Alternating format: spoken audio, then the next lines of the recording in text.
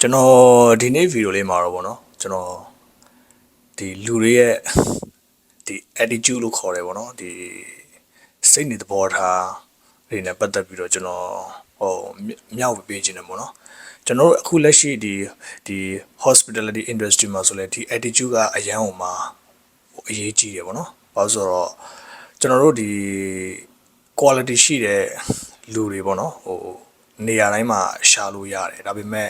attitude ကောင်းတဲ့လူတွေကတော့အရန်ရှားတယ်ပေါ့နော်အဲ့ဒီတို့ကြောင့်မို့လို့အခုနောက်ပိုင်းကျွန်တော်ဒီဒူဘိုင်းရဲ့ hospitality industry မှာဆိုရင်လည်းပေါ့နော်သူတို့က attitude ကောင်းတဲ့လူတွေပို့ပြီးတော့ရွေးချယ်လာတာကိုကျွန်တော်တို့ပုံမြင်ရတယ်တချို့လို့ဆိုရင်ဘာသာစကား3-4မျိုးပြောတတ်တယ်ဒါပေမဲ့ attitude ကလုံးဝမကောင်းသူတို့ဘယ်တော့မှ promotion မရဘူးတချို့ဆိုရင်ဒီလိုဘာသာစကားတွေမပြောတတ်ဘူးဒါပေမဲ့လူတိုင်းနဲ့အဆင်ပြေတယ်လူတိုင်းပေါ်မှာလည်းစိတ်ထားစေတနာကောင်းတယ်attitude လည်းကောင်းတယ်အဲ့လိုမျိုးလူတွေကသာအရှိကိုပိုရောက်လာတာကိုပိုမြင်ရတယ်ပေါ့နော်ဒါပေမဲ့အဲ့ဒီမှာကကိုက attitude လည်းကောင်းမယ်ကို့မှာ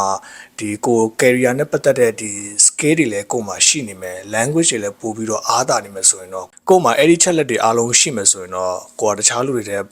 ပို့ပြီးတော့ကျွန်တော်တို့အရှိကိုပိုရောက်နေမှာတော့အမှန်ပါပဲပေါ့နော်အဲ့ဒီတို့ကြောင့်မလို့ကျွန်တော်တို့တွေဘာပဲလုပ်ဘယ်ရာပဲလုပ်ဘယ်နေရာပဲရောက်ပေါ့နော်ကိုယ့်ရဲ့ career မှာပဲဖြစ်ဖြစ်ကိုယ့်ရဲ့ business မှာပဲဖြစ်ဖြစ်ကိုယ့်ရဲ့ပတ်ဝန်းကျင်အတိုင်းဝိုင်းမှာပဲဖြစ်ဖြစ်ကျွန်တော်တို့က attitude ကောင်းဖို့လိုပါတယ်အဲ့ဒီတို့ကြောင့်မို့လို့ကျွန်တော်ဒီနေ့ဗီဒီယိုလေးမှာတော့ဒါကျွန်တော်ကြုံတွေ့ရတဲ့လက်ရှိ Dubai hospitality industry မှာလူတွေအများတန်းတန်ဖိုးထားတဲ့ attitude အကြောင်းကိုကျွန်တော်မျှဝေပေးခြင်းပဲဖြစ်ပါတယ်အားလုံးကျေးဇူးပါနောက်ထပ်ဗီဒီယိုတွေမှာပြန်လည်တွေ့ဆုံမှုပြောင်းလဲပါတယ်